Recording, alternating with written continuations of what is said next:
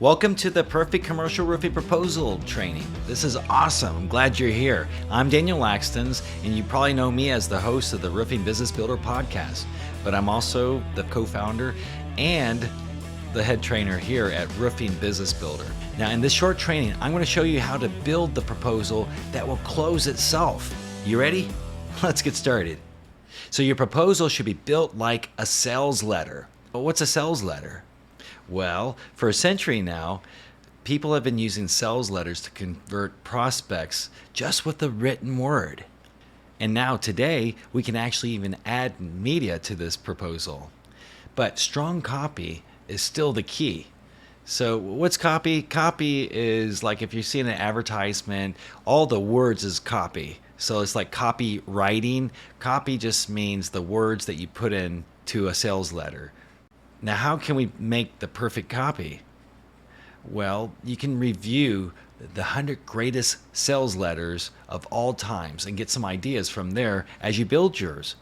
And you can click that link just below and review those 100 letters. Those are the most popular sales letters in our time.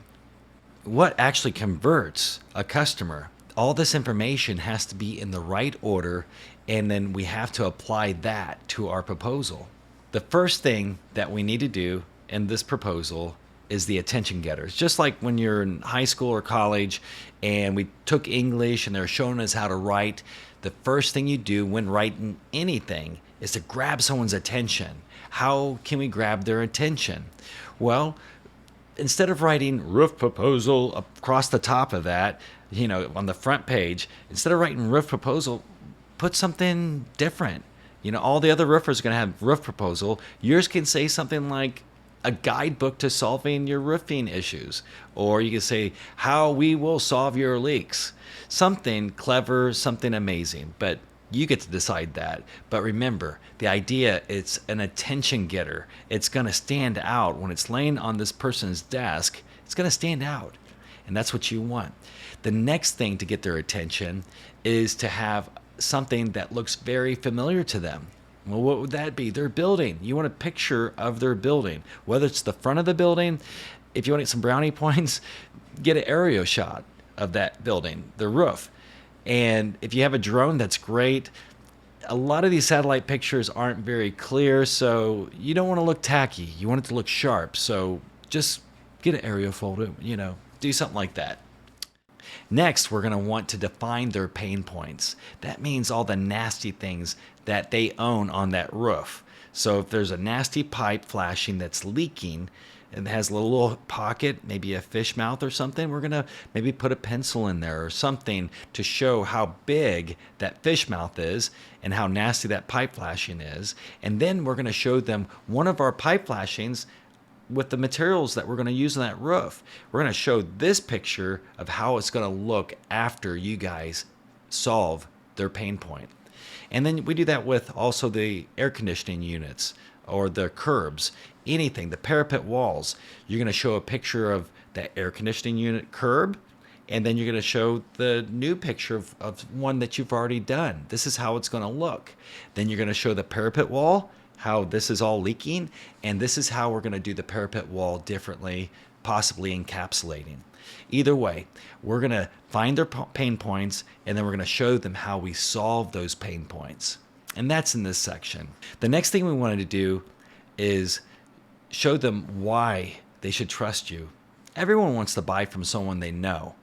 And in this case, they may not know you, but if you show them social proof, well, that will totally convince them. So you need to show what you've done for other customers, how you transformed their buildings and what transformations you provided for them. You want to show them what sort of transformations you provided for other customers. And how do we do that? Well, you want to, in this section, insert testimonials from at least 3 to 5 of your customers. And maybe in the beginning, if you just crossed over into commercial, you're going to have to use some other testimonials. But start developing those testimonials, and then also you're going to want references.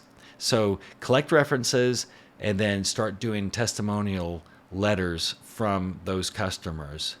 And also Another letter, reference letter that you'd want to have is from the manufacturer of the product that you're going to be installing. So you can usually call up the national sales manager or the regional manager from that manufacturer, and they're going to write you a letter.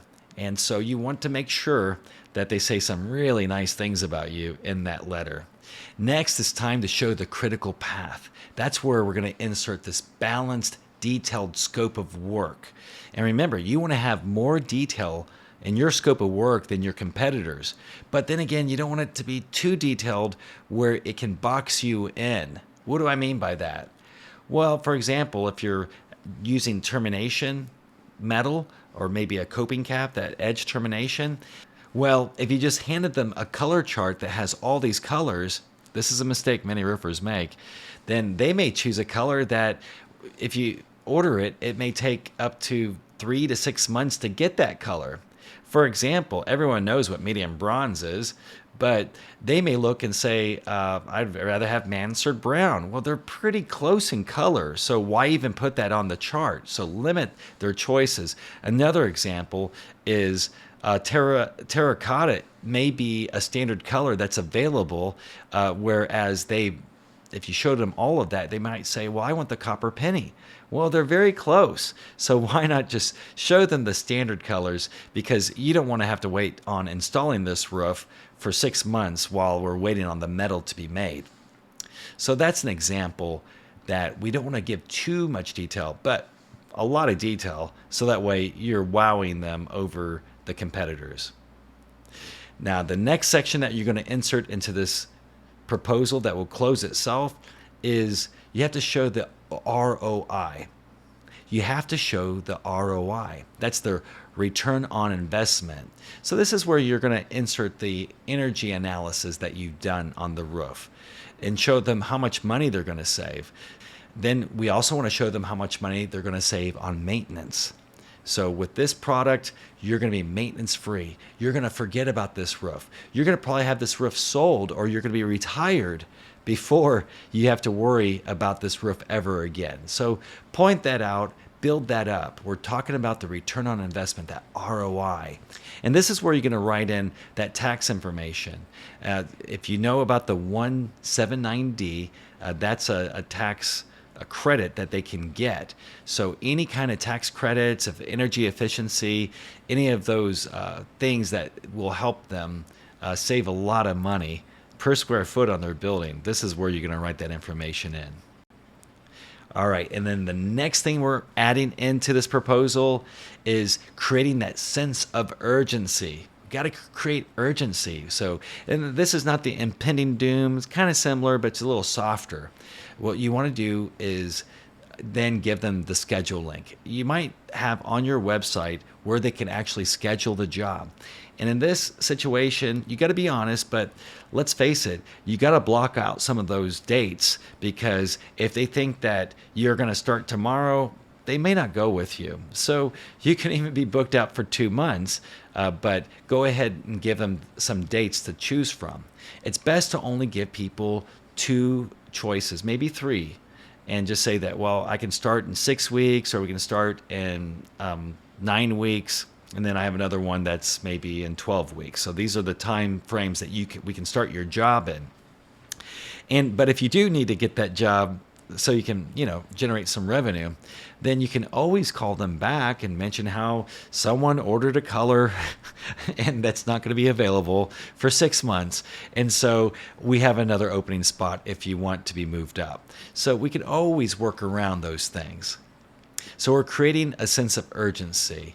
Now you also want to outline in your proposal that it's only good. This price is only good for 15 to 30 days, maybe 15 days. It depends on how you want to write this. If you're talking, trying to sell someone that has a board of directors, then they may need 30 days. But that's another reason why you don't want to give them too much details, because could you imagine them sitting around saying, well, I want the copper penny color or whatever. So limiting some of their selections. And in this case too, we're going to tell them that it's only good for 15 days, maybe 30 days, depending on what you want to put in there. And then you tell them the reason why is because materials costs are fluctuating, and I can't guarantee that this price will be the same.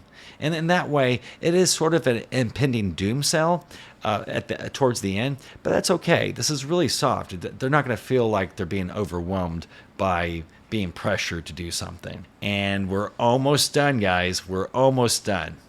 What else do we have left? Let's just do a review. We talked about the attention getter. We talked about building value, defining their pain points, and showing them pictures of how we're going to solve those. We're giving them social proof. We laid out a critical path of what is going to be done. And then we showed them a sense of urgency that would be needed. So do you see how this is going to close? So what would be left? Well, it's the actual agreement. We used to call these contracts. We used to ask for the signature, but let's think about the terminology. We know that some terms can put people off or scare them because these ideas of these terms make them fearful. It's like, am I signing my life away? So we definitely want to use the term agreement with them and endorsement. So it's not called a contract. So this agreement, though, that you're putting in here, this contract, it truly is a contract.